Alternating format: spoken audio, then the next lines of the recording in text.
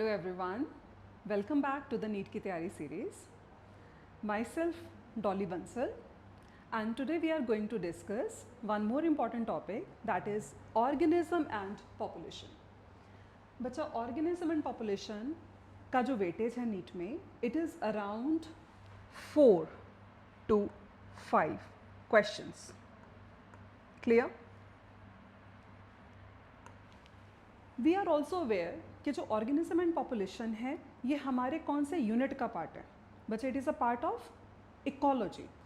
Ecology में आपने एक टर्म सुनी होती है जिसे बोलते हैं हम ecosystem, which is considered as a functional and structural unit of the nature, जिसमें प्रोड्यूसर, कंज्यूमर और डीकम्पोजर आपस में क्या करते हैं, आपस में इंटरेक्ट करते हैं.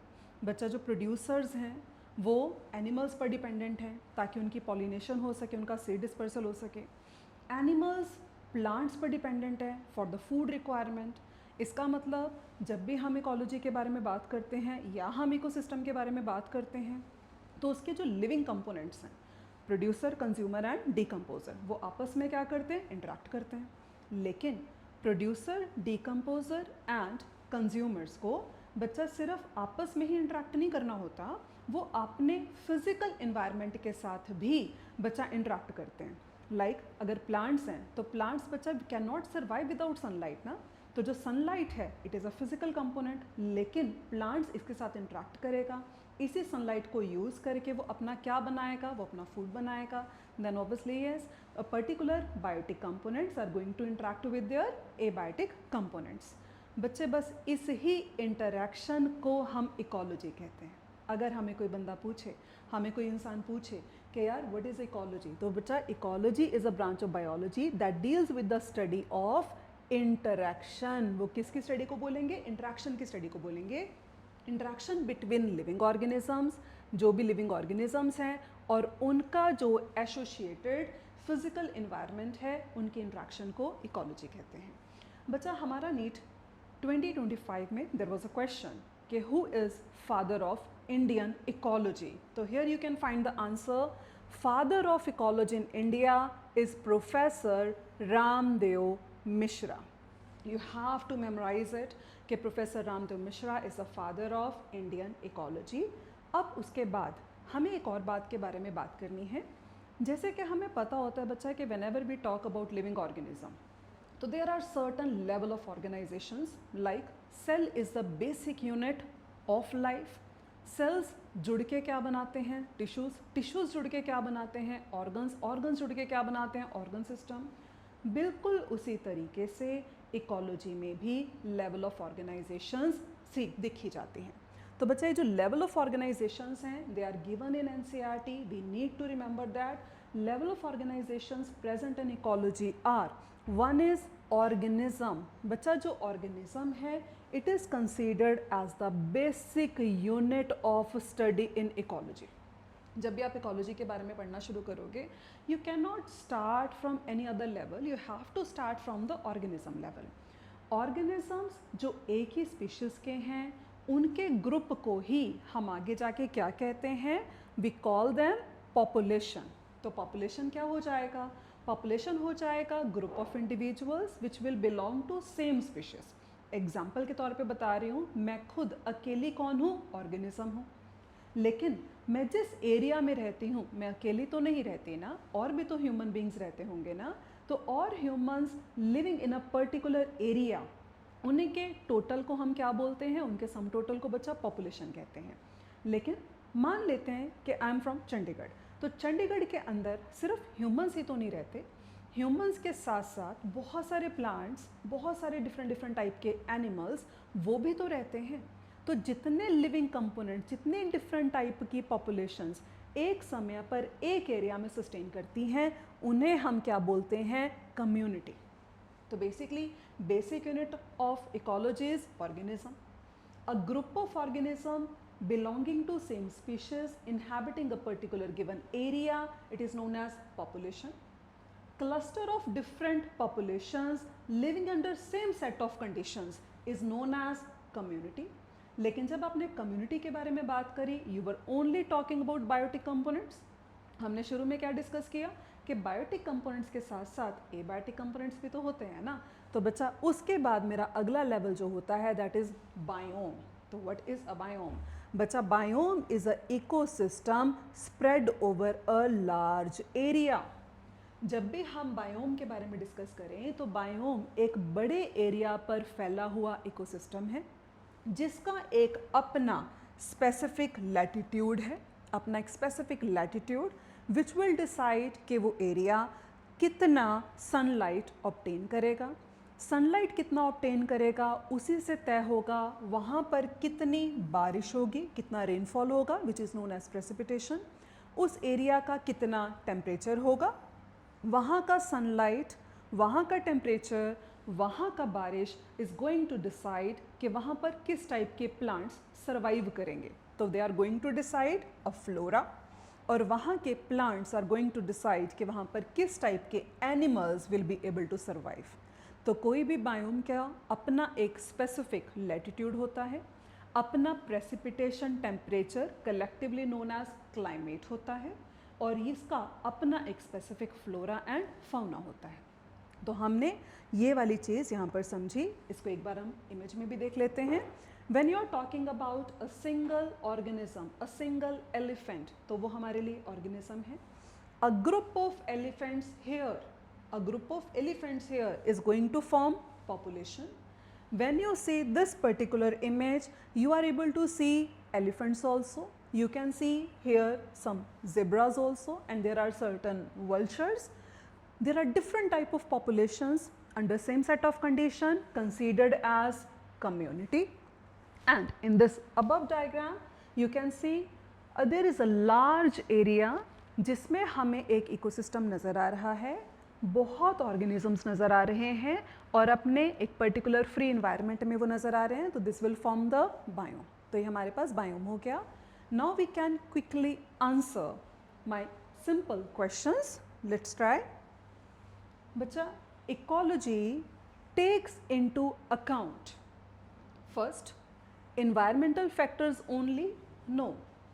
हमने अभी डिस्कस किया कि इकोलॉजी में सिर्फ फिजिकल इन्वायरमेंट नहीं होता, फिजिकल इन्वायरमेंट के साथ साथ बायोटिक कंपोनेंट्स भी होते हैं। तो environmental factors only? No. Effect of plants on environment? No. Plant adaptations? No. Then what is ecology? Relationship between organism and their environment. So bacha, this is our answer. Ecology, it is a study of interaction or relationship between living organisms and their environment. Now the next question, 4 levels of biological organizations are. बच्चा, अभी हमने discuss किया था ऐसे questions के लिए हमें options भी देखने की जरूरत नहीं पड़ती। We know first should be organism, then population, then community, and then biome. Let's find out. Population, species, community, ecosystem? No. Organism, population, community, biome? Yes. बाकी ऑप्शंस नहीं हैं, लेकिन फिर भी let's just go through it. Species, population, biome, organism? No. Organism, species, ecosystem, biosphere? No. तो अगर हम उसको एक सीक्वेंस में देखते हैं तो there should be organism, then population, then community, and after that biome. Now let's discuss what actually is population. क्योंकि बच्चा organism and population के अंदर जो आपका main chapter है, it is going to deal with the population, their attributes and the interactions found in the particular population. तो अब हम जब ने इसको देखा कि पॉपुलेशन क्या है, population was a group of individuals belonging to the same species inhabiting a given area under particular period of time. बच्चा, उसी के साथ साथ it is going to be the unit of biotic community. Biotic community was sum total of different populations, तो every different population is the unit of biotic community. There are certain features, attributes का मतलब क्या होता है? Features, features of a population. बच्चा, कुछ ऐसे features होते हैं पॉपुलेशन में जो एक इंडिविजुअल में नहीं होते। फॉर एग्जाम्पल, एक इंडिविजुअल का बर्थ हो सकता है, मेरा बर्थ हो सकता है, लेकिन एक पॉपुलेशन का क्या होता है? Birth rate. एक पॉपुलेशन का क्या होगा? Birth rate. एक इंडिविजुअल का डेथ हो सकता है, लेकिन एक पॉपुलेशन की डेथ नहीं होती। एक पॉपुलेशन में क्या होता है, डेथ रेट होता है। एक इंडिविजुअल का एक पर्टिकुलर सेक्स होगा, मेल और female. When you talk about population, it can not be just male और फीमेल। तो वहाँ पर हमें किसको डिस्कस करना होता है, सेक्स रेशो को डिस्कस करना होता है। ऐसे करके एक इंडिविजुअल की एक एज हो सकती है। But when we talk about particular population, तो उसमें एज ग्रुप्स होते हैं, क्योंकि एक पॉपुलेशन सेम एज की नहीं होगी। उसके अंदर कुछ ऑर्गेनिज्म रिप्रोडक्टिव एज ग्रुप के होंगे, कुछ ऑर्गेनिजम्स जो बच्चे हैं वो प्री रिप्रोडक्टिव एज ग्रुप में होंगे, और कुछ इंडिविजुअल्स जो थोड़े एल्डर हैं बच्चा, they will belong to the post reproductive age group. तो हमने यहाँ पर देखा कि बर्थ रेट हमारे पास पॉपुलेशन का कौन सा एट्रीब्यूट है, birth rate. What is a birth rate? Birth rate जिसकी वजह से पॉपुलेशन में नंबर ऑफ इंडिविजुअल्स इंक्रीज होते हैं। तो it is increase in number because of birth with respect to the initial number of individuals seen in a population. Death rate क्या होगा ma'am? जब हम ये बात करें कि बर्थ रेट में there is going to be increase in the number, तो डेथ रेट से क्या होने वाला है, डिक्रीज इन अ नंबर। तो डिक्रीज हुआ है नंबर, लेकिन किसकी वजह से बच्चा? डेथ की वजह से। नेक्स्ट, सेक्स रेशो, जैसे कि हमने एग्जांपल दिया कि एक पॉपुलेशन में कितने परसेंट मेल्स हैं और कितने परसेंट फीमेल्स हैं। Age groups is another attribute. Age groups या एज डिस्ट्रीब्यूशन, जिसे हम इकोलॉजिकल एजेस भी कहते हैं। तो हमने कितने 3 ग्रुप्स में डाला उसको, कौन कौन से ग्रुप में डाला हमने उसको? Pre reproductive age group, reproductive age group and post reproductive age group. अब बच्चा, जब हम इन एज ग्रुप्स को एक ग्राफिकल मैनर में रिप्रेजेंट करते हैं, क्या कहा मैंने? जब हम इन एज ग्रुप्स को एक ग्राफिकल मैनर में रिप्रेजेंट करते हैं with a particular condition applied कि pre reproductive age group base पे होना चाहिए, रिप्रोडक्टिव एज ग्रुप मिडल में होना चाहिए और post reproductive age group top पे होना चाहिए। तो when we arrange them in a graphical pattern, then that particular representation is known as age pyramid. उसे हम एज पिरामिड कहते हैं। बच्चा, जो एज पिरामिड होता है वो पॉपुलेशन स्टडीज़ के लिए बहुत इंपॉर्टेंट होता है, क्योंकि ये हमें असेस करने में हेल्प करता है कि क्या हमारी कंट्री की या हमारी जगह की जो पॉपुलेशन है वो बढ़ने वाली है, या वो पॉपुलेशन कम होने वाली है, या वो पॉपुलेशन स्टेबल रहने वाली है। आप खुद सोच के देखो, in case reproductive age group individuals are more than reproductive age group individuals, इसका मतलब एक पॉपुलेशन में जो बच्चों की पॉपुलेशन है वो बहुत ज़्यादा है, तो आगे आने वाले समय में वो पॉपुलेशन क्या करेगी, इंक्रीज़ करेगी। इसी तरीके से अगर हमें एक पॉपुलेशन असेस करनी हो जिसमें हमें लगता है कि जितना रिप्रोडक्टिव एज ग्रुप का इंडिविजुअल है तकरीबन उतना ही प्री रिप्रोडक्टिव एज ग्रुप का इंडिविजुअल है, कहने का मतलब ना तो आने वाले टाइम में जो पॉपुलेशन है वो बढ़ेगी ना कम होगी। लेकिन अगर pre reproductive age group reproductive age group से कम होगा, इसका मतलब जो बच्चों की पॉपुलेशन है जिन्होंने फर्दर रिप्रोडक्टिव एज ग्रुप में एंटर करना था, बच्चा वो कम है, तो आगे आने वाले टाइम में ये पॉपुलेशन कैसी होने वाली है, डिक्लाइनिंग होने वाली है। अब हमने क्या जाना इस स्लाइड से? हमने जाना कि मैम पॉपुलेशन था, पॉपुलेशन की डेफिनेशन हमें समझ में आ चुका। पॉपुलेशन कौन है? यूनिट ऑफ बायोटिक कम्युनिटी है। देयर आर सर्टन फीचर्स जो पॉपुलेशन के होते हैं, इंडिविजुअल के नहीं होते, और इंडिविजुअल के होते हैं, पॉपुलेशन के नहीं होते। उन एट्रीब्यूट्स में पॉपुलेशन के कौन कौन से एट्रीब्यूट्स हैं? बर्थ रेट, जो मुझे बताएगी कि पॉपुलेशन बर्थ की वजह से कितना इंक्रीज़ कर रही है। डेथ रेट, जो मुझे बताएगी कि पॉपुलेशन डेथ की वजह से कितना डिक्रीज़ कर रही है। सेक्स रेशो, एक पर्टिकुलर पॉपुलेशन में कितने परसेंट मेल्स हैं, कितने परसेंट फीमेल्स हैं। एज डिस्ट्रीब्यूशन, एक पर्टिकुलर पॉपुलेशन में कितना ग्रुप मेरे पास रिप्रोडक्टिव एज ग्रुप का है, कितना रिप्रोडक्टिव एज ग्रुप का है और कितना पोस्ट रिप्रोडक्टिव एज ग्रुप का है। एंड नेक्स्ट, एज पिरामिड्स, जो एज पिरामिड्स हैं उसमें हम एक ग्राफिकल रिप्रेजेंटेशन रेडी करते हैं। ठीक है, तो moving to the next slide. There is a question, if a pond there were 20 lotus plants last year, यहाँ पर इन्होंने बताया कि हमारे पास लास्ट ईयर कितने लोटस प्लांट्स थे, 20।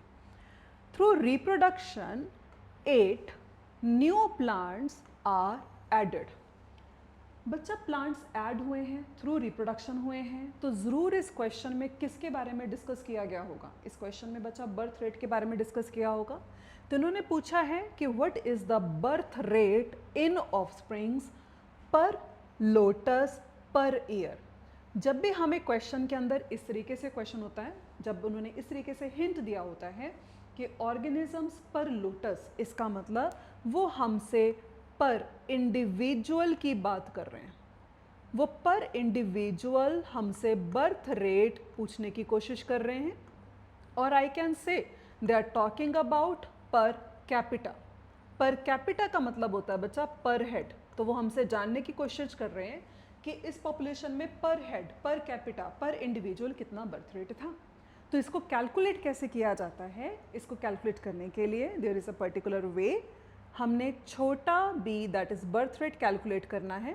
तो कितने new individuals because of birth add हुए? तो what is the data here? 8। कितने इंडिविजुअल्स ऐड हुए? 8। And what was the initial population? The initial population in this case was 20। बच्चा बस यही हमारे पास पर कैपिटा मतलब पर इंडिविजुअल पर lotus per unit time birth rate होगा। तो इसमें अगर हम इसको कैलकुलेट करते हैं then what should be the answer? The answer is going to be 8 divided by 20, that means 4, and 10, that means answer should be 0.4. Right? Now, next question. Match representation of age pyramids for human population in column 1 with their growth status in column 2. इसको करने के लिए हमने पहले भी एक बार discuss किया था कि हमने पहले अपना खुद का आंसर बनाना है। अब चेक करते हैं। इस वाले पिरामिड को देखो बच्चा, ये हमारे पास एज पिरामिड है जो हमने अभी डिस्कस किया कि what is the age pyramid. Just have a look. Pre reproductive age group at the base, reproductive age group in the middle, and post reproductive age group at the top or at the apex.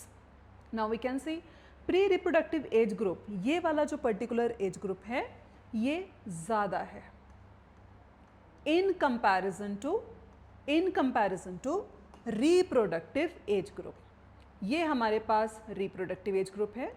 तो reproductive age group से कौन ज़्यादा निकला? Pre reproductive. Ma'am ये वाली population तो आगे आने वाले टाइम में क्या करेगी? यस, एक्सपैंड करेगी। तो ए शुड मैच हेयर। किसके साथ ए मैच करना चाहिए? पी के साथ। ये पी के साथ मैच करेगा। Next post reproductive age group हमारे पास वो तो चलो कम ही था। नेक्स्ट मेरे पास है pre reproductive age group, this one. reproductive age group, this one, and I can see the number of pre-reproductive age group and the number of reproductive age group individual is near about same. इसका मतलब ये आगे आने वाले time में बच्चा ना बढ़ेगी ना घटेगी। तो ये किसके साथ मैच करेगी? Stable. Then B should match with R। हमारे पास जो A था वो किसके साथ मैच किया? P के साथ। B किसके साथ मैच किया? R के साथ। तो जो C है हम पढ़ भी लेते हैं, वैसे तो हमें पता ही है कि मैम जो C है इट शुड मैच Q, पर एक बार चेक भी कर लें। Pre reproductive age group, this one, this particular segment. reproductive age group, this one, and I can see reproductive age group individuals are more in comparison to pre-reproductive age group. That means आगे आने वाले time में ये population decline करने वाली है। Okay तो ये हमारे पास answer A with P, B with R। No बच्चा, ये तो मेरा आंसर नहीं होगा। A विद R होगा नहीं, A विद Q होगा नहीं। Now see A with P fine, B with R okay, and C with Q okay. My answer should be option number 4. बच्चा एक पॉइंट और टू बी डिस्कस्ड हेयर। जब हम expanding population के बारे में बात करते हैं और इस टाइप की हमारी ग्राफिकल रिप्रेजेंटेशन होती है, इसे कहते हैं try angular age pyramid. This is known as triangular age pyramid. जब हमारे पास डिक्लाइनिंग होता है और हमारे पास इस टाइप की शेप ऑब्टेन होती है तो उसे कहते हैं अर्न शेप.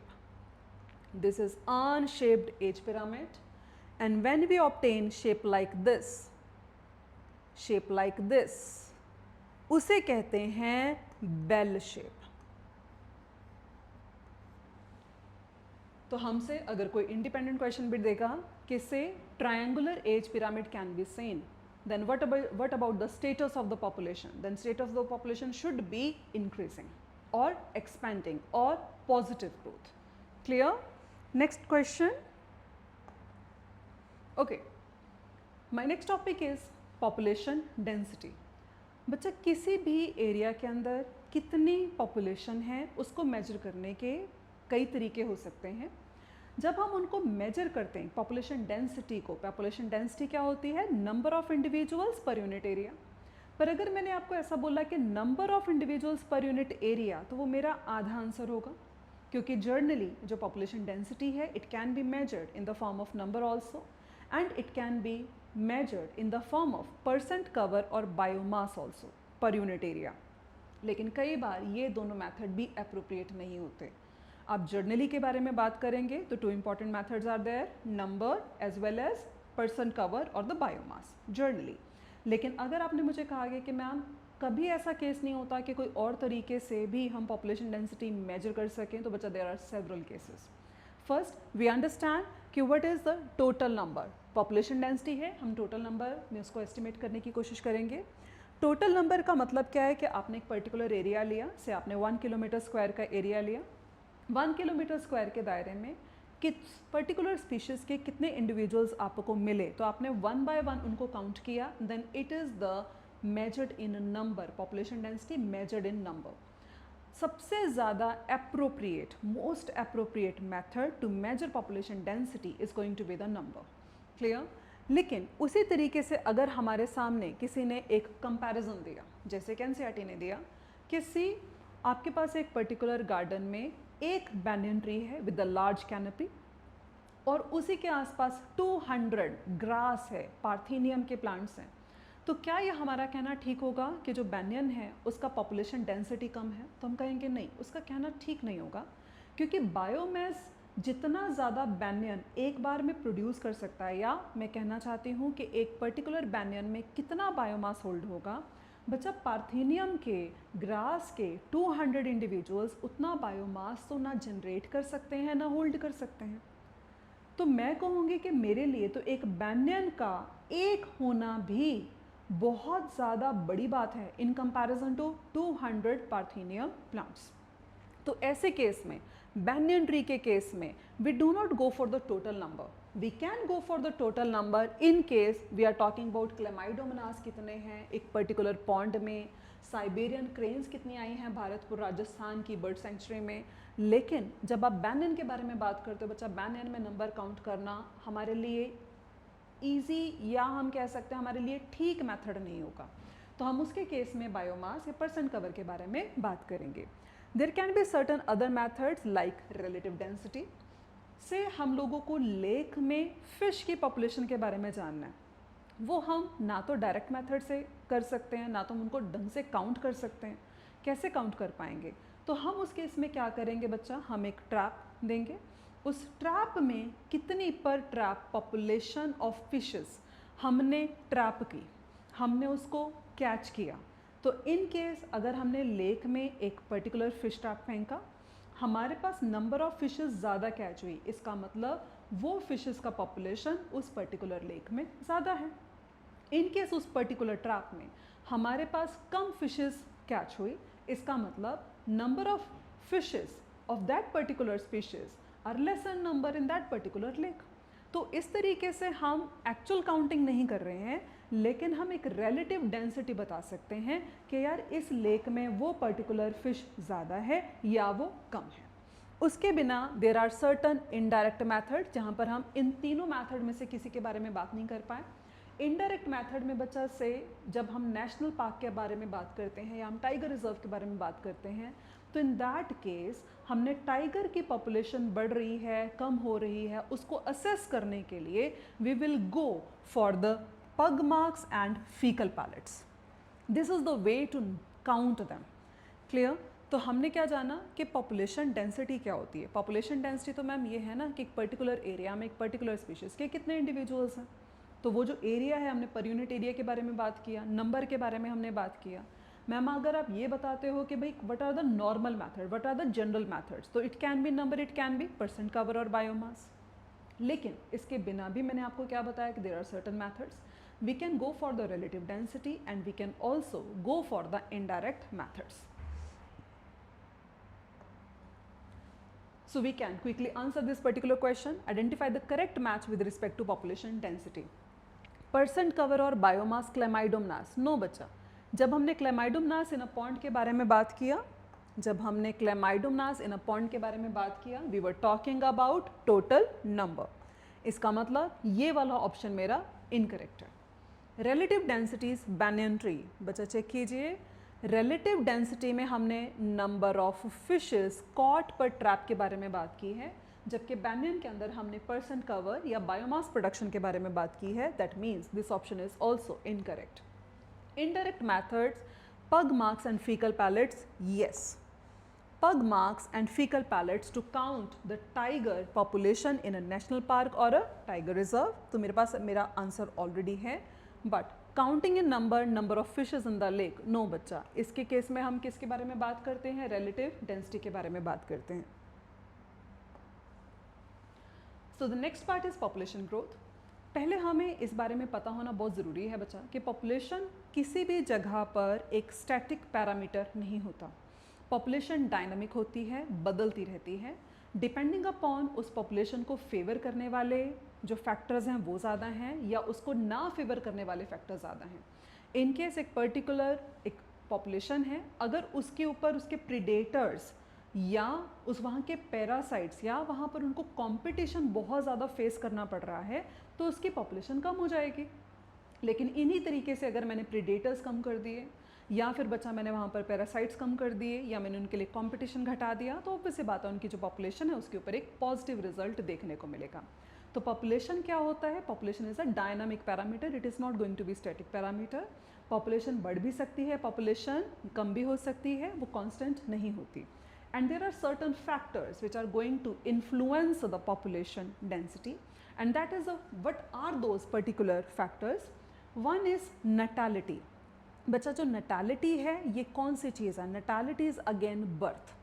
जब हम नैटालिटी के बारे में बात करते हैं, it is increase in population because of birth. Birth की वजह से कितना पॉपुलेशन इंक्रीज हुआ, it is taken as a natality. Mortality is the death. जब हमने मॉर्टैलिटी के बारे में बात की, पॉपुलेशन का नंबर घटता है. क्यों घटा था? क्योंकि उसमें डेथ हुई थी. इमिग्रेशन. इमिग्रेशन का मतलब होता है कि आप एक पर्टिकुलर एरिया के बारे में बात कर रहे हैं. बच्चा डेफिनेटली जब भी आप पॉपुलेशन बात भी करते हो ना, then you talk about a particular given area. उस गिवन एरिया में उस स्पीशीज़ के कितने इंडिविजुअल बाहर से आए, then it is known as immigration, which is going to lead to increase in the population, increase in the present population. And इसी तरीके से एक फैक्टर होता है जिसे बोलते हैं एमिग्रेशन. एमिग्रेशन का मतलब है कि उस पॉपुलेशन के लोग उस पर्टिकुलर एरिया को छोड़ के कितने चले गए, वो किसी दूसरे हैबिटेट में चले गए, तो उसके लिए हम एमिग्रेशन का नाम लेते हैं. तो वी कैन सी हेयर, जब भी आप नैटालिटी के बारे में बात करोगे, it would have a positive impact on the population density. Immigration will have a positive impact on the population density. Mortality will have a negative impact. इसकी वजह से पॉपुलेशन कम होगा, it will have a negative impact. And even emigration will have a negative impact on the population density. There is a formula given NCERT का जो हमने यहाँ पर discuss करना है. बच्चा NT+1 we can say कि we are talking about final population density. जो final population density है वो कैसे हम देखेंगे, is equal to NT. NT का मतलब यहाँ पर क्या हुआ? Initial population density plus, यहाँ पर हमने प्लस किसको किया? Birth rate and immigration. Natality is B, I is immigration. इनकी वजह से पॉपुलेशन ऐड होगा, minus death rate that is a mortality and emigration, तो इसको हमने यहाँ से माइनस कर देना है। तो जो भी हमारे पास आंसर बनेगा that is going to be our final density, final population density. इसके ऊपर एक न्यूमेरिकल क्वेश्चन ऑलरेडी नीट में पूछा जा चुका है बच्चा। क्वेश्चन कुछ इस टाइप का था, एक पर्टिकुलर अबैंडन्ड फील्ड था, उसमें 20 रैट्स हैं, तो हमने 20 रैट्स से स्टार्ट किया। व्हाट आई सेड, कितने रैट्स का बर्थ हुआ वहाँ पर, 5, कितनों की वहाँ पर डेथ हुई से 6, कितने रैट्स बाहर से उस एरिया में आए से 5, और कितने रैट्स उस एरिया से दूर चले गए से 4. Then if I have to calculate the answer, then it should be like 20, because this was my initial population density, plus what is the birth rate, 5, what is the immigration, 5, minus what was the death rate, 6, what was the emigration, 4.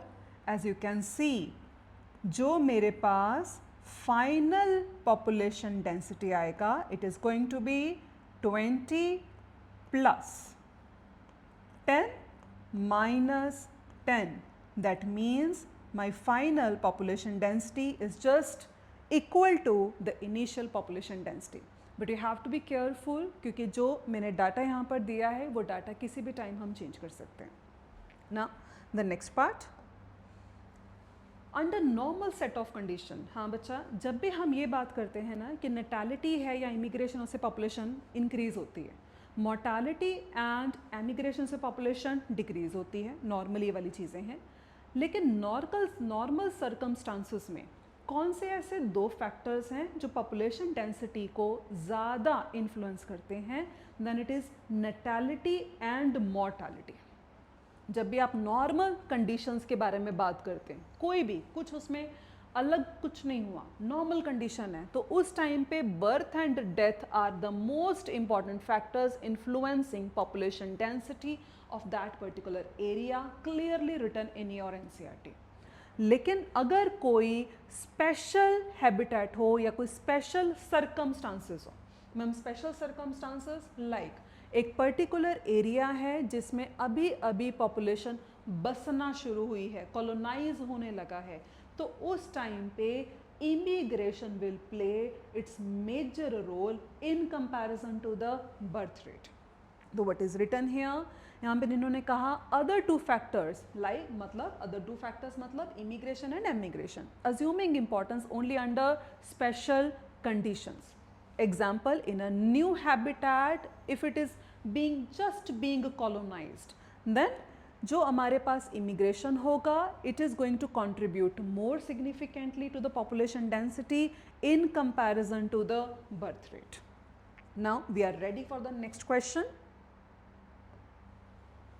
The density of a population in a given habitat during a given period fluctuates due to changes in the 4 basic processes. What were the 4 basic processes? Natality, mortality, immigration and emigration. Which is incorrect combination?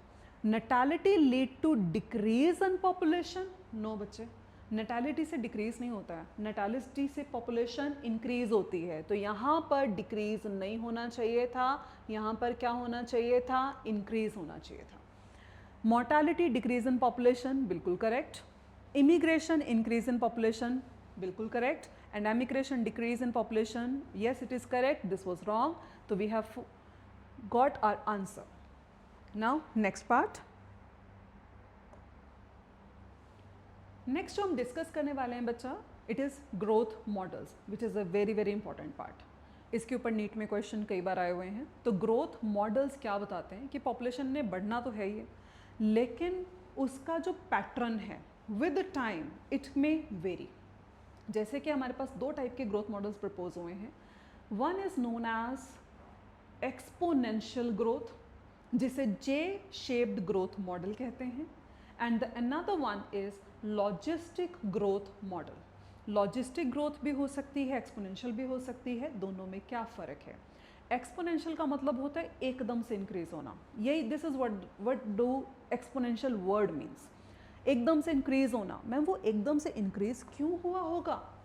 इसलिए हुआ है क्योंकि food and space for a particular population was unlimited.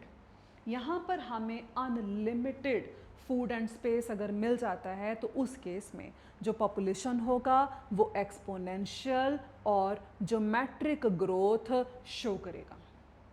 इस समय पे population is going to show its complete biotic potential. Complete biotic potential, या मैं कह सकती हूँ उसका जो इनेट पोटेंशियल है अपनी पॉपुलेशन बढ़ाने का, वो शो करेगा। मैक्सिमम रिप्रोडक्टिव कैपेसिटी वो यहाँ पर शो करेगा। इस केस में पॉपुलेशन बहुत ज़्यादा तेज़ी से इंक्रीज होती हुई हमें दिखाई देगी। तो what is this graphical representation showing?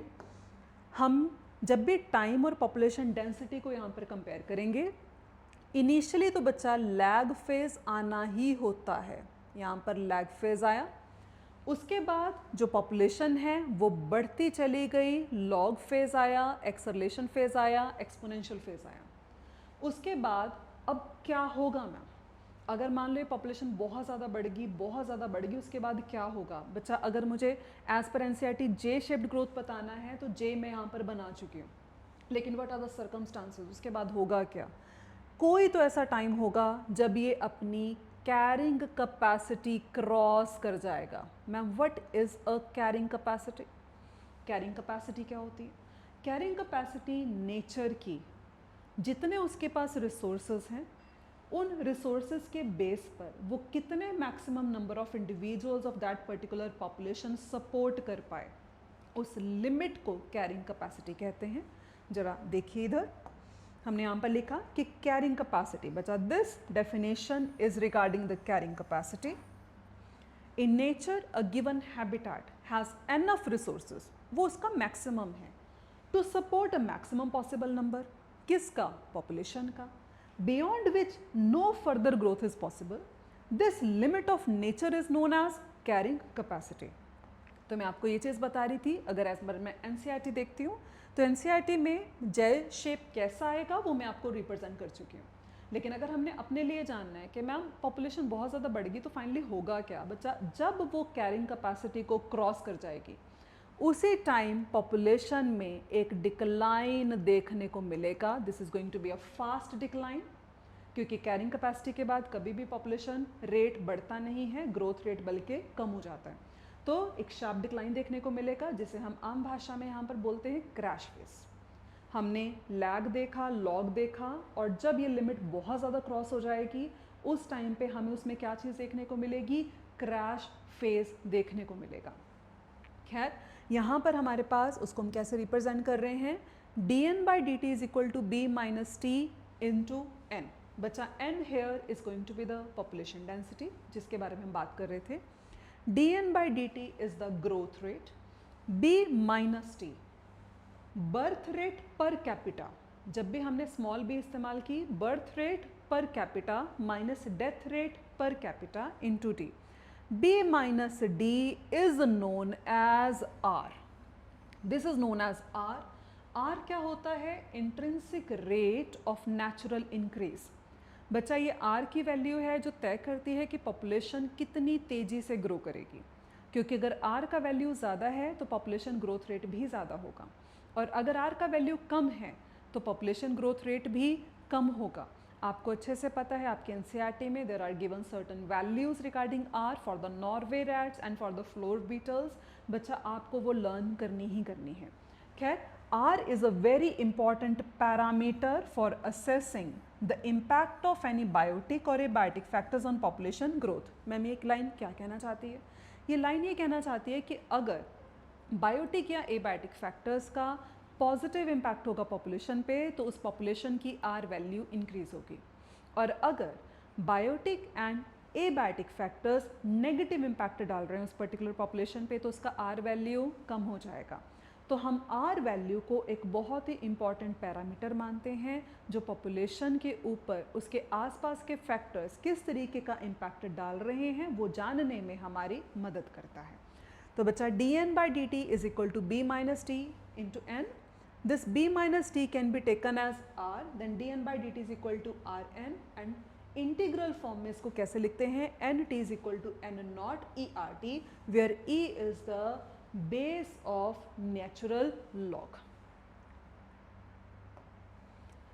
The next part is logistic growth. बच्चा, जब भी हम नेचर के बारे में बात करते हैं, ऐसा कभी होता नहीं कि नेचर में अनलिमिटेड रिसोर्सेज हों, क्योंकि रिसोर्सेज नेचर में आज नहीं तो कल लिमिटेड तो हो ही जाएंगे.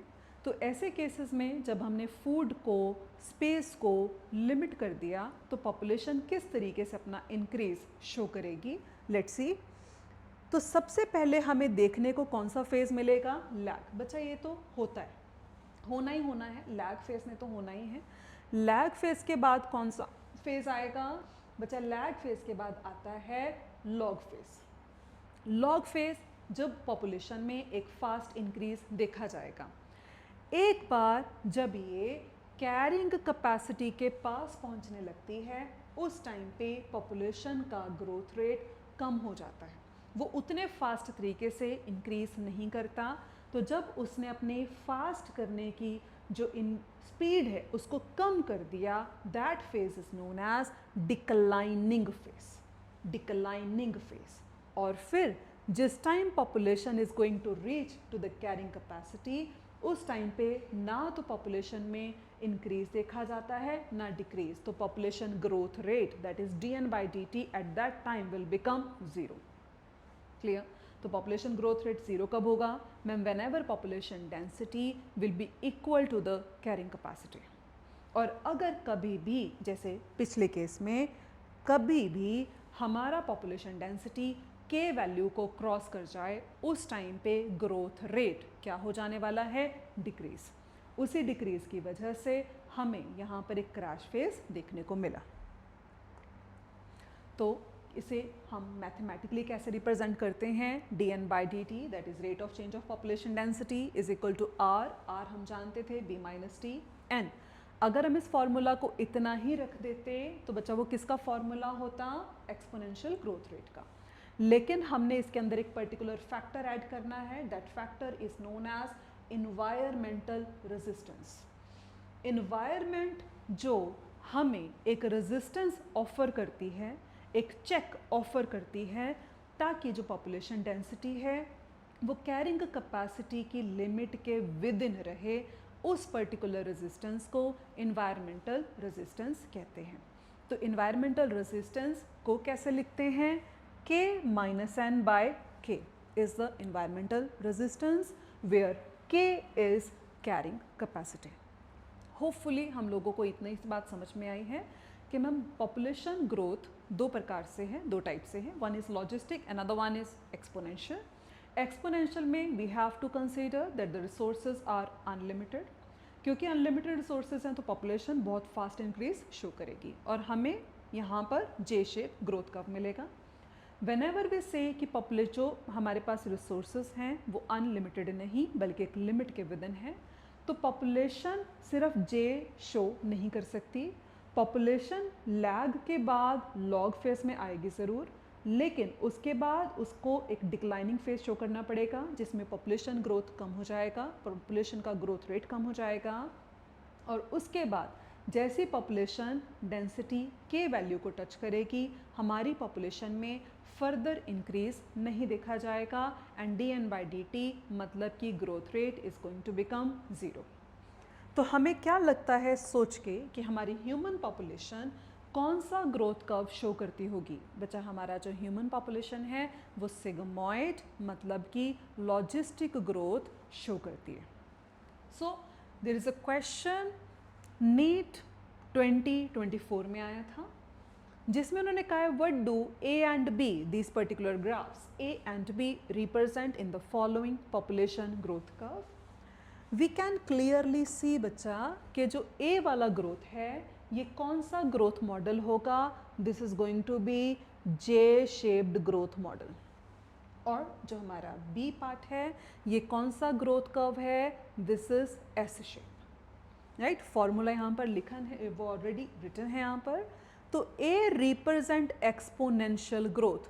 ए represent exponential growth when responses, यहाँ पर रिस्पॉन्सेस का क्या मतलब है, रिसोर्सेज.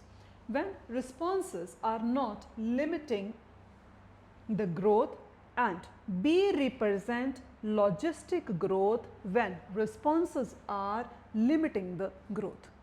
बच्चा हमारे पास हमारा आंसर है, लेकिन हम एक बार जानने की कोशिश करेंगे कि जोन से वाले ऑप्शंस गलत हैं वो गलत क्यों हैं। आंसर यही है क्योंकि जो ए है वो क्या शो कर रहा है, जो ए ग्राफ है वो हमें एक्सपोनेंशियल ग्रोथ बता रहा है when the resources are unlimited, जो बी है वो हमें लॉजिस्टिक ग्रोथ दिखा रहा है when the resources are limited. मेरी सेकंड ऑप्शन में है ए रिप्रेजेंट लॉजिस्टिक ग्रोथ। बच्चा यहीं पर मेरा क्वेश्चन गलत हो गया है क्योंकि ए लॉजिस्टिक ग्रोथ शो नहीं कर रहा। Next option A represent carrying capacity. No बच्चा, कैरिंग कैपेसिटी ढूंढे यहाँ पर कहाँ है बच्चा, this particular dotted line is the carrying capacity, this is the carrying capacity, not this line. ये लाइन कैरिंग कैपेसिटी नहीं है, तो मेरे पास मेरा ये वाला ऑप्शन भी गलत है। A represent exponential growth fine when responses are not limiting the growth, and the B shows carrying capacity. Again the same issue, जो हमारे पास बी ग्राफ है वो कैरिंग कैपेसिटी को रिप्रेजेंट नहीं कर रहा। It was a very easy question. Now next, a population of Paramecium cordatum was grown in a culture medium. After 5 days, culture medium became overcrowded. जब यहाँ पर हमने क्वेश्चन में overcrowded वर्ड को देखा तो हमें ऐसा लगा कि ऑलरेडी पॉपुलेशन एक पर्टिकुलर पैटर्न फॉलो नहीं कर रही थी, जिसमें उसने बात को ध्यान रखा हो कि आने वाले समय में हो सकता है रिसोर्सेज लिमिटिंग हो जाए तो मैं अपनी पॉपुलेशन पे पहले ही कंट्रोल करूं। ऐसा कुछ नहीं देखा गया, इसीलिए वो पॉपुलेशन ओवर क्राउड हुई है with paramecium and has depleted nutrients. What type of growth curve will population attain. बच्चे इस क्वेश्चन में अगर आप सबसे पहले तो यही सीख पाओ कि पॉपुलेशन ग्रोथ किस टाइप का था। Was it logistic? No, it was not logistic, it is going to be exponential. और एक्सपोनेंशियल ग्रोथ कर्व को देखते हुए पहले ऑप्शन में दिया है पॉपुलेशन एंड टाइम। यहाँ पर पॉपुलेशन बढ़ा, we can clearly see this was lag, this was lag, this was log, and it has crossed the carrying capacity, जिसकी वजह से पॉपुलेशन में शार्प डिक्लाइन देखा गया, क्रैश फेज देखा गया। हमें हमारा आंसर मिल चुका है, लेकिन just have a look at the second option. Population बढ़ रही है, बढ़ रही है, बढ़ रही है, लेकिन बच्चा इन्होंने यहीं पर स्टॉप कर दिया। अगर यहाँ पर स्टॉप कर दिया है लेकिन न्यूट्रिएंट्स डिप्लीट हो चुके हैं तो पॉपुलेशन फर्दर ग्रोथ शो नहीं कर सकती। यहाँ पर इन्होंने शो किया है कि क्रैश यहाँ कैरिंग कैपेसिटी को टच करके आया। बच्चा कैरिंग कैपेसिटी पर क्रैश ऑब्टेन नहीं होता, बल्कि कैरिंग कैपेसिटी पे dn/dt इज इक्वल टू 0। जब ये नेगेटिव में जाएगी ना उसके बाद हमें डिक्लाइन देखने को मिलेगा। तो यहाँ पर ये क्रैश इन्होंने पहले शो कर दिया और इस जगह पर इन्होंने कौन से वाला ग्रोथ कर्व शो किया है, एस, जो कि इस पर्टिकुलर क्वेश्चन में पैरामीशियम के द्वारा फॉलो नहीं किया गया है। अगर ये फॉलो करता लॉजिस्टिक को तो बच्चा मुझे ओवर क्राउडेड वाली प्रॉब्लम आनी ही नहीं थी। सो my next question is, carrying capacity for a population is estimated at 500 and the population size is currently 400 and R value is 0.01. Then what is the dn/dt if population shows logistic growth? हमें सबसे पहले इसमें ये पता होना चाहिए बच्चा कि फॉर्मूला कौन सा यूज़ होगा। तो फॉर्मूला यहाँ पर कौन सा यूज़ होना चाहिए? मैम लॉजिस्टिक ग्रोथ गिवन है ना, लॉजिस्टिक ग्रोथ गिवन है, then my formula which I should follow is dn/dt is equal to Rn k minus n by k। मुझे ये फॉर्मूला यहाँ पर फॉलो करना है। वैल्यूज़ बच्चा सारी गिवन है, तो इसका मतलब मुझे सिर्फ वैल्यूज़ पुट करनी है and I am going to find my answer. Let's put in the values. R is equal to 0.01, n is equal to 400, my k value is 500 minus 400, 500. then 0.01 into 400, 100 by 500, which is going to be actually 2. तो इसका मतलब मेरे पास answer बच्चा, जब आप इसको सबको multiply करोगे आंसर विल कम एट 0.8. आप इसको मल्टीप्लाई करके देख सकते हो, हमारे पास जो आंसर बनेगा वो कितना बनेगा, 0.8. So this is my answer. ऐसे क्वेश्चन में भी पहले ऑप्शन देखने का कोई फ़ायदा नहीं था, हमें इसका आंसर कैलकुलेट ही करना पड़ना था. Now moving to the next question. Okay, there is assertion and reason. Human population represents logistic growth curve. बच्चे बिल्कुल करेक्ट लाइन है. ये हमने वैसे भी ध्यान में रखना है, हमारी एनसीईआरटी में लिखा भी हुआ है कि जो ह्यूमन पॉपुलेशन होती है वो कौन से वाला ग्रोथ कर्व शो करेगी, लॉजिस्टिक. और रीज़न में लिखा हुआ है when the resources are limited leading to competition between the individuals and survival of the fittest, the population tends to grow in a logistic manner. इससे बेटर एक्सप्लेनेशन मुझे लगता ही नहीं हो सकती थी कि ह्यूमन पॉपुलेशन क्यों लॉजिस्टिक ग्रोथ शो करते हैं. मैम वो इसलिए शो करते हैं क्योंकि हमारे जो रिसोर्सेज हैं वो लिमिटिंग है. लिमिटिंग रिसोर्सेज की वजह से हमें इंडिविजुअल्स के बीच में कंपटीशन देखने को मिलेगा. जो फिट है वो सरवाइव करेगा और उसी तरीके से human population logistic growth curve show करेगी. So both assertion and reason are true and the reason is the correct explanation of the assertion. Now the next question. So the next part हमने जो revise करना है, it is the population interaction. Population interactions शुरू करने से पहले हम एक बार देख लेते हैं कि हमने कौन कौन सी चीज़ यहाँ पर सीख ली. One was the ecology. What was ecology? It is a study of interaction between living organisms and their environment. Who is the father of Indian ecology? Father of Indian ecology is Professor Ramdev Mishra. What were the levels of organization? Levels of organization हमारे पास कौन कौन से थे बच्चा? One was organism, population, community and then biome. Population is the unit of community. Population में there were certain attributes जो हमें individuals में देखने को नहीं मिलते. कौन कौन से attributes थे? Ma'am birth rate, death rate, sex ratio, age distribution and age pyramids. Age pyramids हमें क्या सिखाते हैं, क्या बताते हैं कि क्या population increase होगी, expand करेगी या decline होगी या फिर जो पॉपुलेशन है वो स्टेबल रहेगी. उसके बाद हमने देखा कि पॉपुलेशन को हम मेजर कर सकते हैं by different means. It can be counting the number, it can be percent cover और the biomass production, it could be relative density or indirect methods. There were certain factors which can influence population density because population density is not a static parameter. So what were the factors? It could be immigration, emigration, mortality and natality. Under normal conditions, which two factors are going to affect most? Natality and mortality.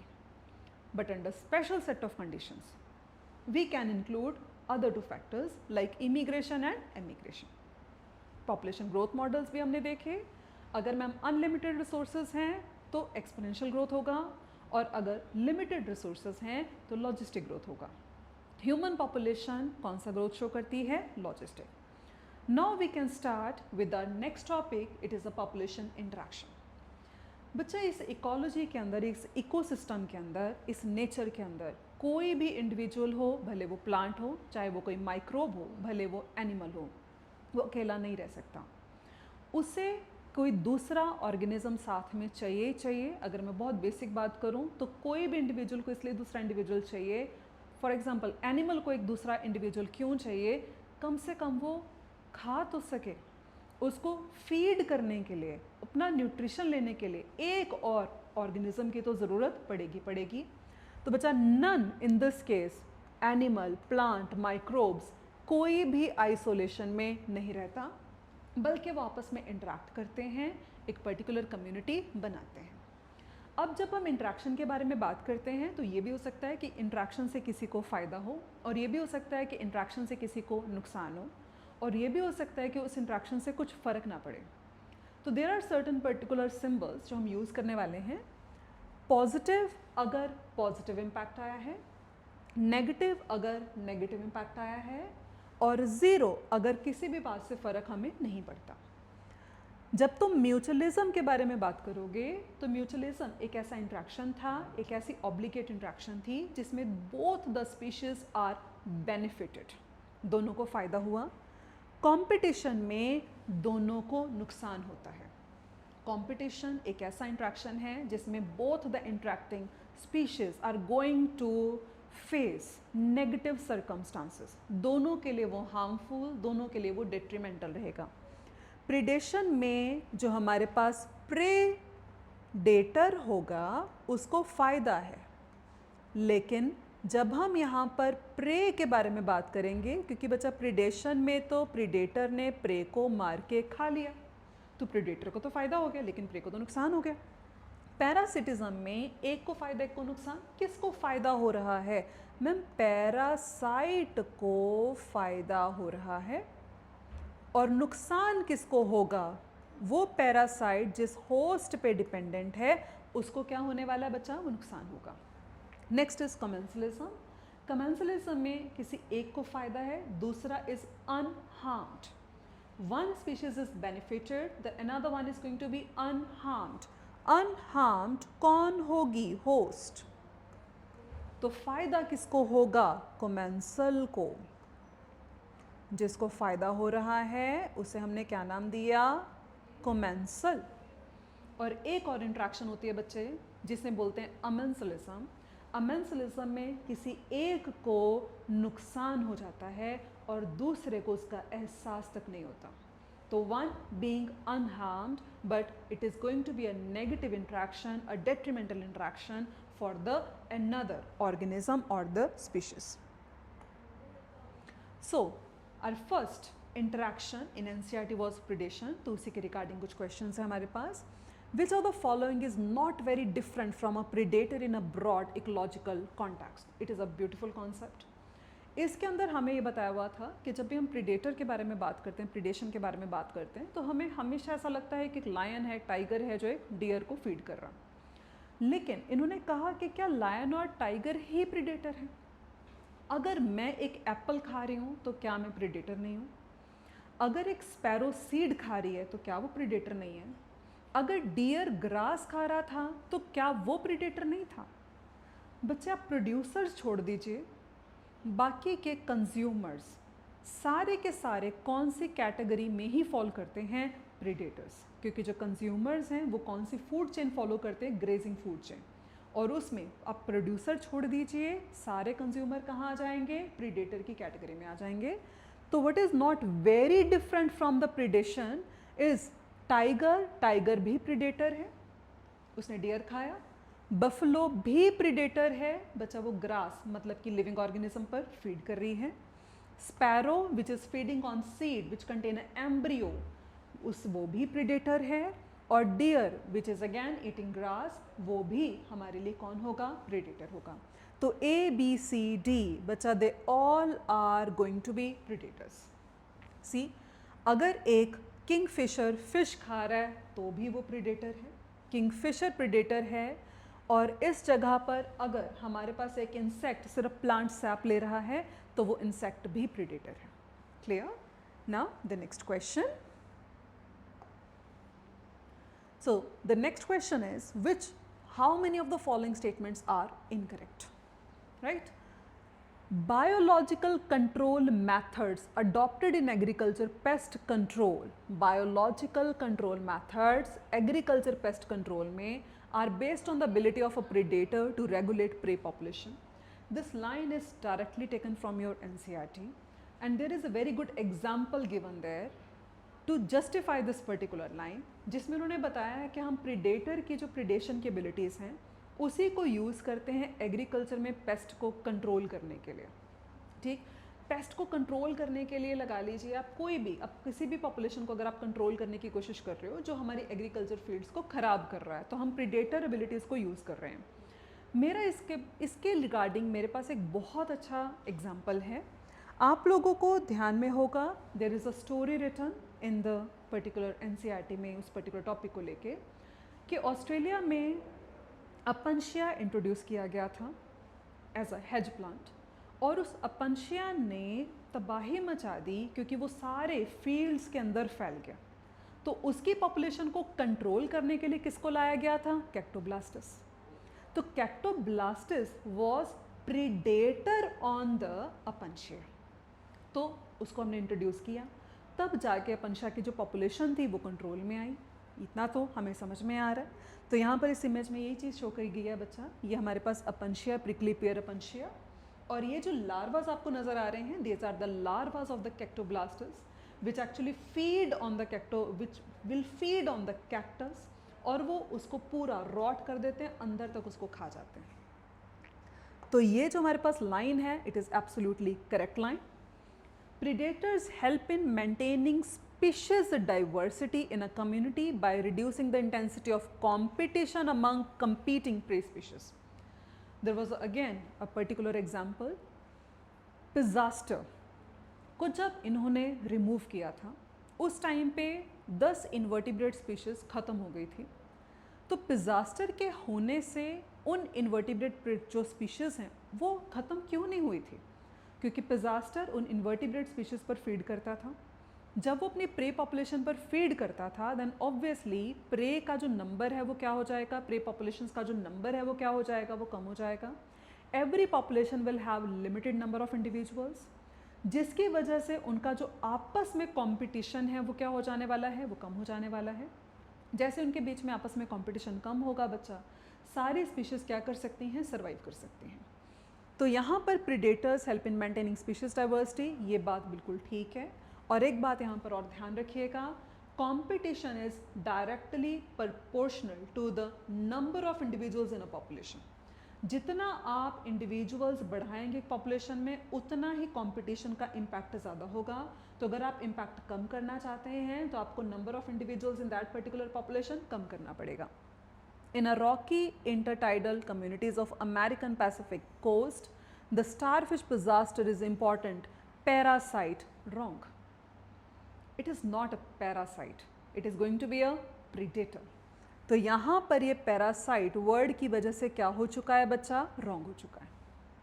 Predators act as conduit for energy transfer across trophic levels. बच्चा this line is absolutely correct. जो predation होती है वो एक माध्यम की तरह act करती है, एक चैनल की तरह एक्ट करती है, जिससे एनर्जी पास ऑन होती है from lower trophic level toward the high trophic level. Predators in nature are prudent, yes they are very sensible in their action, क्योंकि उनको पूरा इस बारे में आइडिया है कि अगर उन्होंने प्रे को बहुत ज़्यादा मारा, जानबूझ के उनके साथ इस तरीके से कुछ किया, तो ऑब्वियस ही बात होगा बच्चा कल को प्रीडेटर भी भूखा मर जाएगा। Then yes, they are very sensitive, they are very sensible and they are very prudent in their action. तो मेरे से यहाँ पे पूछा गया था how many of the following statements is or are incorrect, then my answer is going to be 1, क्योंकि बाकी की सारी स्टेटमेंट्स बच्चा यहाँ पर करेक्ट हैं।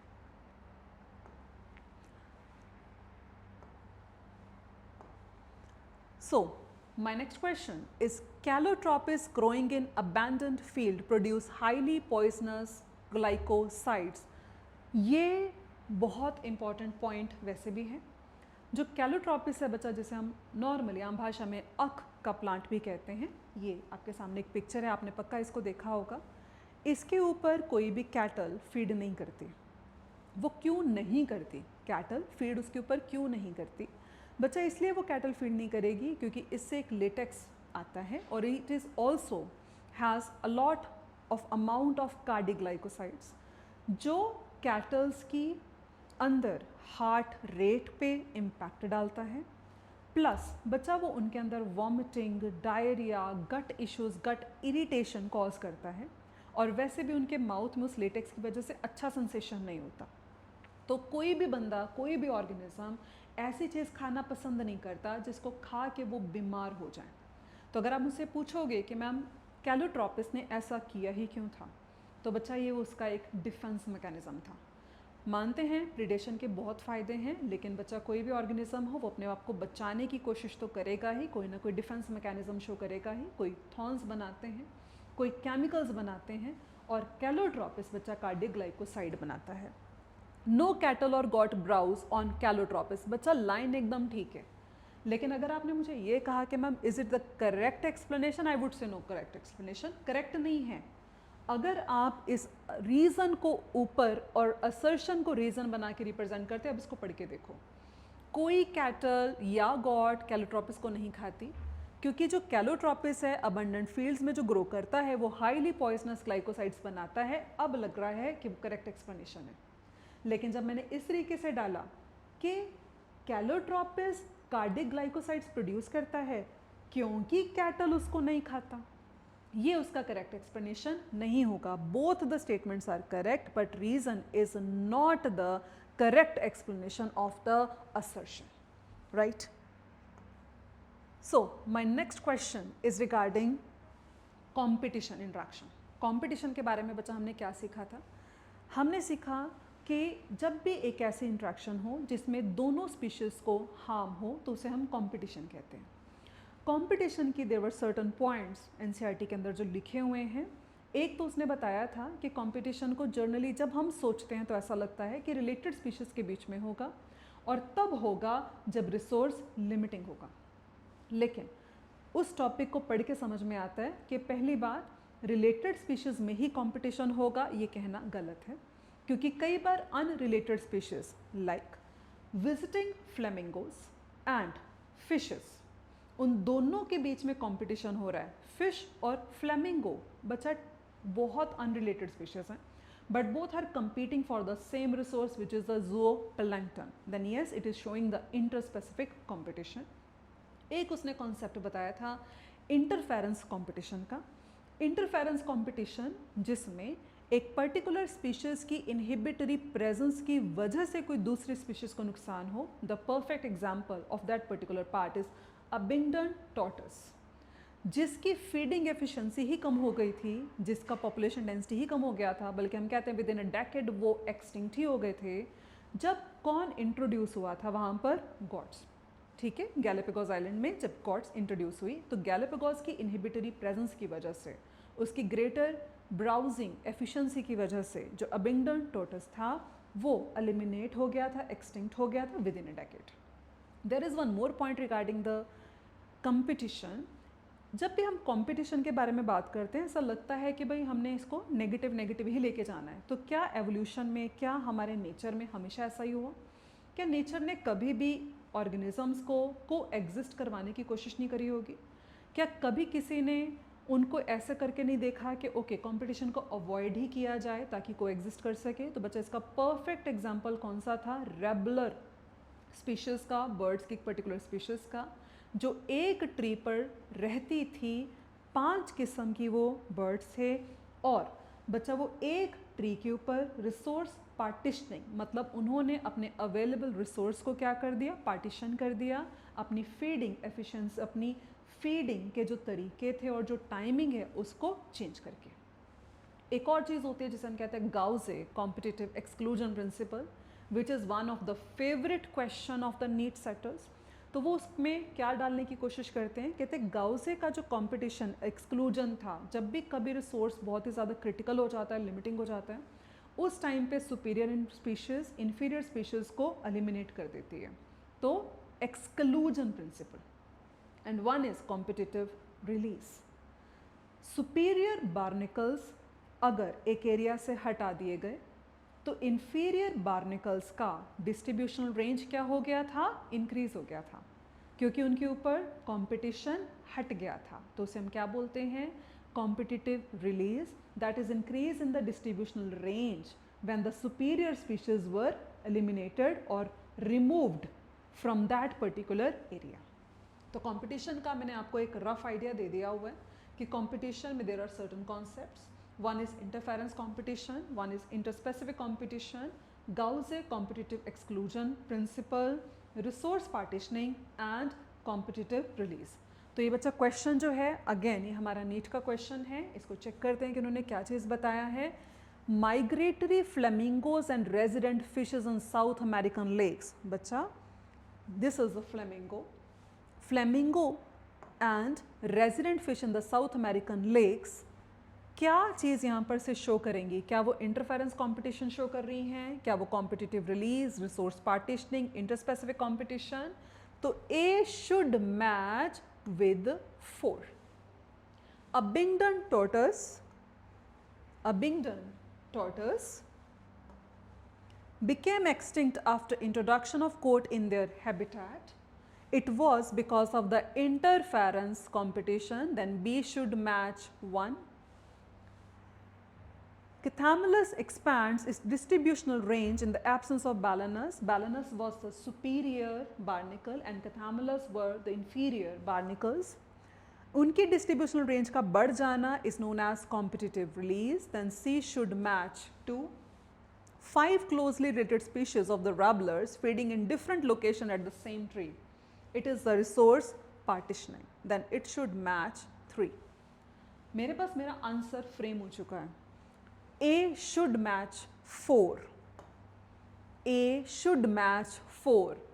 वैसे बच्चा आपको क्लियर आइडिया है, यहाँ पर A 1 से मैच कर रहा है जो हो नहीं सकता, यहाँ पर A 4 से मैच कर रहा है, हो सकता है, A यहाँ पर 3 से मैच कर रहा है, हो नहीं सकता, A यहाँ पर 2 से मैच कर रहा है, हो नहीं सकता. मेरा आंसर मिल चुका है अगर मैं आगे ना भी मूव करूँ. बाकी कंफर्म कर लेते हैं. A4, B1, B1, C2, C2 and D3. So my correct answer is option number 2. Now moving toward the next question. Statement 1. Cauchy competitive exclusion principle states that two closely related species competing for the same resource cannot coexist indefinitely and competitively inferior one will be eliminated eventually. Totally correct statement without any doubt. My statement number 2. In general, carnivores are most adversely affected by the competition than herbivores. But this line is not correct. उसका मैं बता देती हूँ. हमारी NCERT में clearly लिखा हुआ है बच्चा, कार्निवोर्स नहीं बल्कि producers and herbivores. They are more adversely affected by competition than carnivores. Ma'am why so? हमने क्या कहा था? Competition is directly proportional to the number. Producers and herbivores are more in their number in comparison to the carnivores. इसलिए carnivores पर competition का impact कम होता है, लेकिन प्रोड्यूसर और हर्बीवोर्स पर आपसी कंपटीशन का जो इम्पैक्ट है वो ज़्यादा होता है. Okay, so my statement 1 is correct but my statement number 2 is incorrect. Right. My next question is regarding the parasitism. Parasitism interaction क्या था? जहाँ पर एक छोटे साइज़ का, यूजुअली छोटे साइज़ का पैरासाइट एक बड़े साइज़ के होस्ट के ऊपर अपने न्यूट्रिशन के लिए, अपने शेल्टर के लिए डिपेंड करता है. प्रॉब्लम ये नहीं है कि वो डिपेंड करता है, प्रॉब्लम ये है वो नुकसान भी देता है. अगर वो सिर्फ डिपेंड करता लेकिन वो नुकसान ना देता तो मैं उस पर्टिकुलर इंट्रैक्शन को कमेंसलिज्म के अंदर डिस्कस कर सकती थी. पर वो हार्म कर रहा है, धीरे धीरे इतना हार्म कर देता है कि वो जो होस्ट है वो वीक हो जाता है, उसकी रिप्रोडक्टिव एबिलिटी पर इम्पैक्ट आ जाता है और population density of host with time decrease हो जाती है.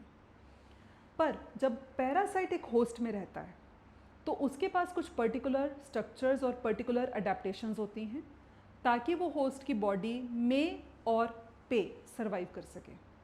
मैंने जब वर्ड यूज़ किया में और पे, आपको पता है कि मैम बताना चाह रही है एक्टोपैरासाइट्स का अडेप्टेशन अलग होगा और एंडोपैरासाइट्स का अडेप्टेशन अलग होगा, क्योंकि parasite can be endoparasites and it can B ectoparasites. So my question is, in accordance with the lifestyle, many parasite to be host specific evolved adaptations such as loss of unnecessary sense organs. Parasites के को पास कोई भी sense organ नहीं होता बच्चा, उनको ज़रूरत ही नहीं है। उन्होंने होस्ट के ऊपर डिपेंड करना है, उन्होंने खुद कहीं बाहर जाके खाना ढूंढना नहीं है, तो उनको सेंस ऑर्गन की किसी ज़रूरत नहीं होती, कोई भी ज़रूरत नहीं होती। प्रेजेंस ऑफ एडहेसिव ऑर्गन्स, बच्चा चाहे पैरासाइट एक्टो हो चाहे एंडो हो, उसको कोई ना कोई एक एडहेसिव ऑर्गन ज़रूर रखना पड़ेगा। For example in case of leech which is a ectoparasite, it has a sucker. इनके पास सकर होगा जिसकी हेल्प से वो स्किन के साथ, एनिमल की स्किन के साथ अपने आप को अटैच करती हैं। उसी तरीके से आपने कई एंडोपैरासाइट्स में हुक्स वर्ड सुना होगा, तो वो जो हुक्स हैं they are also a type of adhesive organs. तो ये लाइन बिल्कुल ठीक है। Loss of digestive system, yes, certain parasites have lost their digestive system, क्योंकि उन्होंने कोई भी चीज़ को पचाना नहीं है, उन्होंने पचा पचाया खाना ही एब्जॉर्ब करना है। हाई रिप्रोडक्टिव कैपेसिटी, बच्चे जो हमारे पास पैरासाइट्स होते हैं उनकी रिप्रोडक्टिव कैपेसिटी बहुत ज़्यादा हाई होती है, क्योंकि उनके पास पुअर मीन्स ऑफ डिस्पर्सल है।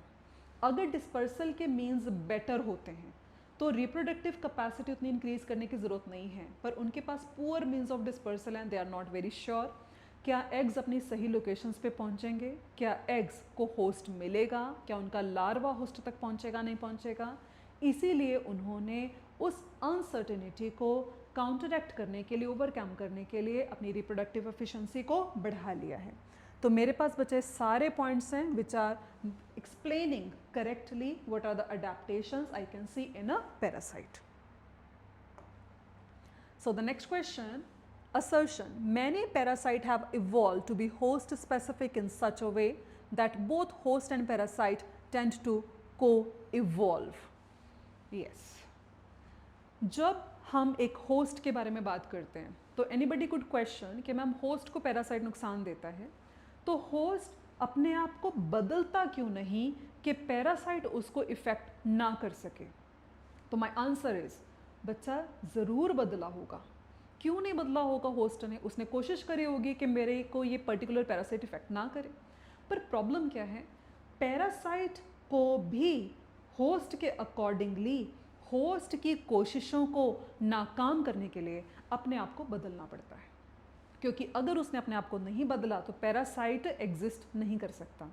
तो अगर आप मुझे कहोगे कि मैम एवोल्यूशन में क्या होस्ट और पैरासाइट को एवोल्यूशन शो करते हैं, आई वुड से यस, लेकिन ये को एवोल्यूशन वाइस वर्सा नहीं होता।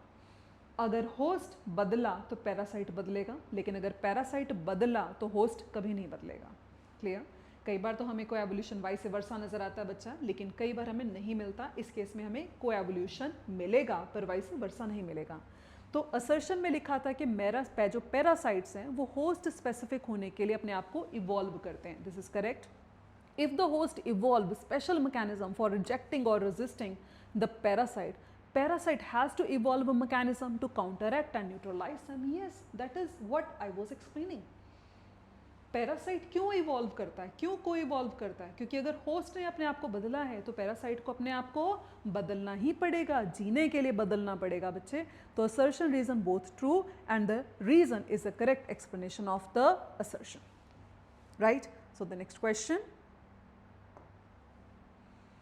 so the next question is regarding what is ectoparasite, what is endoparasite and what are brood parasitism. Ectoparasite बच्चा वो होते हैं जो होस्ट के ऊपर रहते हैं, बॉडी के सरफेस पे रहते हैं। एंडोपैरासाइट होते हैं जो होस्ट की बॉडी के अंदर रहते हैं। Brood, there is a specific type of a parasitism जिसमें हम किसी के नेस्ट को पैरासिटाइज करते हैं। तो brood parasitism, as you can see here, यहाँ पर हमने कोयल के बारे में, दैट मीन्स कुकू के बारे में बताया है।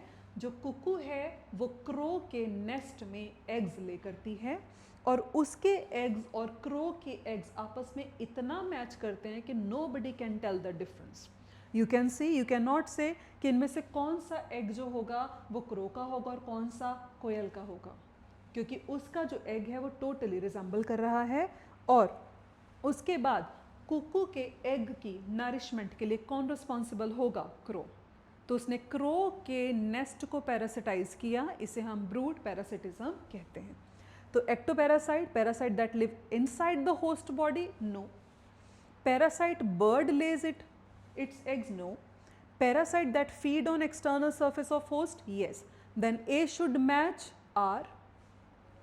Endoparasite live inside, it should match P. And the brood parasitism is बचा bird laying eggs in the nest of some other bird. तो my answer A should match R. यहाँ पर तो A P से मैच कर रहा है, it cannot be the answer. A R के साथ मैच कर रहा है, फाइन। बच्चा एक ही ऑप्शन है बाय चांस जिसमें जो A है वो R के साथ मैच करता है, पहले तो मैं इसको टिक कर लेती हूँ और बाकी भी देख लेती हूँ। A R के साथ, एंडोपैरासाइट B P के साथ एंड देन C Q के साथ, right? So my next question is regarding my next interaction which is known as commensalism. Commensalism एक ऐसा इंटरेक्शन था जिसमें एक स्पीशीज़ को फ़ायदा होता है और दूसरे को कोई फ़र्क नहीं पड़ता। For example, you can see in this case barnacles which are a type of arthropods, ये व्हेल की बॉडी को ही यूज़ कर रहे हैं अपने शेल्टर की तरह, लेकिन व्हेल को कुछ फ़र्क नहीं पड़ रहा। बार्नेकल्स को शेल्टर मिल गया लेकिन वो खाने के ऊपर व्हेल के ऊपर डिपेंडेंट नहीं है, तो वो नुकसान नहीं देते। Barnacles are not going to harm the whale, but barnacles themselves are getting benefited. So what is this interaction? This is an interaction known as commensalism. You can see one more image here, fishes and sea anemone. Sea anemone के पास tentacles होते हैं और ये जो हमने छोटी सी एक fish बनाई है, that is a clownfish. Clownfish sea anemone के tentacles के बीच में रहती है और वो बच जाती है किसी भी बड़ी मछली के अटैक से, क्योंकि बड़ी मछली को जो टेंटिकल्स हैं they are going to harm. तो जो सी एनिमोन है उसको कोई फ़ायदा नहीं हुआ, लेकिन क्लाउन फिश की जान बच गई, उसको फ़ायदा हो गया। यहाँ पर आप देख सकते हैं बच्चा, there is one more image, cattle and egrets. जो एग्रेट्स हैं वो कैटल के पास पास ही रहती हैं, क्योंकि जैसे जैसे कैटल मूव करते हैं तो उस टाइम पे एग्रेट को ग्रास में छुपे हुए छोटे छोटे इंसेक्ट्स दिख जाते हैं और उन्हीं इंसेक्ट्स को वो झट से पकड़ के खा लेता है। तो एग्रेट को तो फ़ायदा हुआ है, लेकिन बच्चा जब मेरे से पूछे कि कोई कैटल को फ़ायदा हुआ है, तो कैटल को तो कोई फ़ायदा नहीं हुआ। Now let's see the question. Cattle egrets and the grazing cattle shows commensalism, amensalism, parasitism, mutualism. Then my answer should be commensalism. Okay. How many of the following interactions represent mutualism? Do we understand mutualism? Mutualism ma'am was such an interaction जिसमें हमने कहा था कि दोनों organisms को, दोनों species को क्या होने वाला है, फ़ायदा होने वाला है, और ये obligatory एक particular interaction है. Now just have a look on the options. Fungus and roots of higher plants, mycorrhizal association, mutualistic interaction का एग्जाम्पल है। बच्चा बिल्कुल ठीक है। अगर आप मुझसे वैसे भी पूछोगे तो म्यूचुअलिस्टिक की परफेक्ट एग्जाम्पल्स कौन है? Mycorrhiza which is a association of the fungi with the roots of higher plants, lichen which is a association of the algae and fungi, plus plant animal relationship जिसमें plants animals को nourishment दे रहे हैं fruits के द्वारा, seeds के द्वारा, और इसके बिना बचा नेक्टर के द्वारा, और जो एनिमल्स हैं वो प्लांट्स की दो चीज़ों में मदद कर रहे हैं, one is pollination and another one is seed dispersal. तो it is again an example of the mutualism. Now just check, fungus and roots of higher plants, mycorrhiza, yes it is an example of mutualism.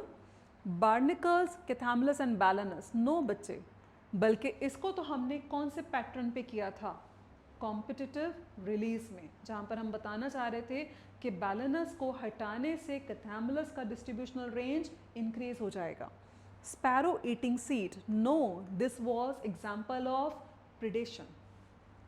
Algae fungi in lichens, yes.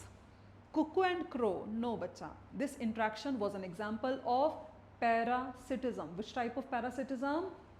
Brood parasitism. So how many of them are examples which are showing mutualism? 4 no, 3 no, 5 no, 2 yes. So the next question. Bacha, this was a question in NEET 2025. Fig fruit is a non-vegetarian fruit. It has enclosed fig wasp in it. Bacha, this statement is incorrect. We cannot say fig is a non-vegetarian fruit. अगर आप मेरे से interaction पूछोगे, yes, fig and wasp show 1-to-1 mutualistic interaction. Fig wasp fig की pollination में help करते हैं, बदले में जो फिग फ्रूट है वो वैस्प के लार्वास को शेल्टर प्रोवाइड करते हैं और उनको अपने डेवलपिंग सीड से नरिशमेंट देते हैं, क्योंकि जो वैस्प है वो फिग को एक egg depositing site, egg laying site की तरह एक्ट करती है, उसको यूज़ करती है. ये बच्चा नेचर की एक, नेचर में पाई जाने वाली एक म्यूचुअलिज्म पॉलिनेशन का मैकेनिज्म है. नेचुरल पॉलिनेशन म्यूचुअलिज्म का एक एग्जाम्पल है. नेचर में इस तरीके की म्यूचुअलिस्टिक इंट्रैक्शंस के लिए हम एक फिग, जो कि एक प्लांट का प्रोडक्ट है, उसको नॉन वेज फूड नहीं बोल सकते. इस टाइप का म्यूचुअलिज्म जो नेचर में को एवोल्यूशन के साथ बना है, वी कैन नॉट से कि this is going to change the fig fruit into a non vegetarian fruit. Technically भी राइट नहीं है. Fig is a fruit, it is a plant product, it does not have a meat inside. इसके पास कोई meet नहीं है, तो आप कभी भी फिग के फ्रूट को नॉन वेजिटेरियन फ्रूट नहीं कह सकते. So this statement is going to be incorrect. Fig wasp and fig tree exhibit mutual relationship as the fig wasp complete its life cycle in fig fruit and fig fruit get pollinated by the fig wasp. यहाँ पर एक problem आया बच्चा, इन्होंने कहा fig fruit gate pollinated. बच्चा, you can not से fig fruit is pollinated. Fig in fluorescence was pollinated. यहाँ पर आपके पास वर्ड इन्फ्लोरेसेंस आना चाहिए था, ना कि फिग फ्रूट. तो बहुत छोटी सी मिस्टेक है देखने के लिए, लेकिन बच्चा नीट पे भारी पड़ती है वो. तो ये वाली लाइन भी मेरे लिए कौन है, इनकरेक्ट है, क्योंकि फिग फ्रूट पॉलिनेट नहीं होता, पॉलिनेशन के बाद फ्रूट बनता है. तो इन्फ्लोरेसेंस जो है वो पॉलिनेट होगी. तो my both the statements are going to be incorrect. So this is just an image to show the fig fruit and this छोटी छोटी जो आपको एक मक्खियों जैसी नज़र आ रही हैं, it is a fig wasp. जब हमने एक पके हुए फ्रूट को खोला तो उसमें से जो वैस्प, जो पहले लार्वा थे, अब वो मेच्योर हो गए हैं, फिग फीमेल्स बन चुकी हैं, वैस्प बन चुके हैं, they will get released. Clear? तो वो वाला एक इमेज आपको शो किया गया है. सो the next question. Orchid shows a bewildering diversity of floral patterns to attract the right pollinator insect. First try to understand Ophrys and the bumblebee. इन दोनों के बीच का जो एक इंट्रैक्शन है, उसमें Ophrys एक बहुत अच्छा को-एवोल्यूशन का एग्जाम्पल प्रेजेंट करता है. क्लियर? इससे अच्छा एग्जाम्पल और कोई प्रेजेंट नहीं करता. को-एवोल्यूशन का एक एग्जाम्पल प्रेजेंट करता है जिसमें Ophrys ने अपने आप को पॉलिनेट करवाने के लिए अपने एक पैटल को बम्बल बी की फीमेल की तरह बना दिया. बिल्कुल लुक्स में उसके रूप बिल्कुल सेम हो गया. उसे कहते हैं मिमिक्री. अब बम्बल बी मेल उस पैटल को फीमेल समझ के आता है. It tries to copulate and that particular act is known as pseudo copulation. Why pseudo copulation? But because it cannot be the true copulation. बच्चा, pseudo ही है, plant है और एक तरफ एक insect है. इस प्रोसेस के दौरान जो Ophrys है वो क्या हो जाएगा, वो पॉलिनेट हो जाएगा. क्लियर? तो जो हमारे पास ऑर्किड्स हैं, दे शो बिविल्डरिंग, हैरान कर देने वाली डाइवर्सिटी शो करते हैं in their floral patterns and design, ताकि वो एक राइट पॉलिनेटर इंसेक्ट को अपने पास अट्रैक्ट कर सके, अपने पास बुला सकें. ये लाइन एकदम ठीक है. The Mediterranean orchid Ophrys employs sexual deceit to get pollinated done by the species of the bumblebee. Yes, sexual deceit. एक ऑफ्राइज ने बम्बल बी को सेक्सुअल तौर पे धोखा दिया है, ये एक डिसीट है, क्योंकि बम्बल बी को लगा वो फीमेल है, लेकिन ऑफ्राइज फ्लावर है, वो फीमेल नहीं है, तो उसने अपने आप को फीमेल के जैसा दिखा के बम्बल बी को ठगने की कोशिश की, उसको धोखा देने की कोशिश की। तो यहाँ पर हमारे पास क्या हुआ, ये वाली सेकेंड स्टेटमेंट भी एकदम करेक्ट है। So my answer is going to be statement 1 and statement 2 are correct. So there is an image to show this particular interaction. You can see this particular flower. Flower का जो ये petal है, ये petal totally, ये वाला petal जो है बच्चा, it is going to resemble the bumblebee female. और इसी के साथ मेरे को एक और क्वेश्चन भी तो क्लियर होता है कि अगर मेरे से कोई बंदा पूछे कि यार ऑफ्राइज की पॉलिनेशन कौन कर रहा है, is it the bumblebee male or bumblebee female? It is going to be the male bumblebee. Okay, just hope ये लेक्चर आपके लिए, ये पर्टिकुलर डिस्कशन आपके लिए फ़ायदेमंद रही होगी, और all the best for your NEET exam. Thank you.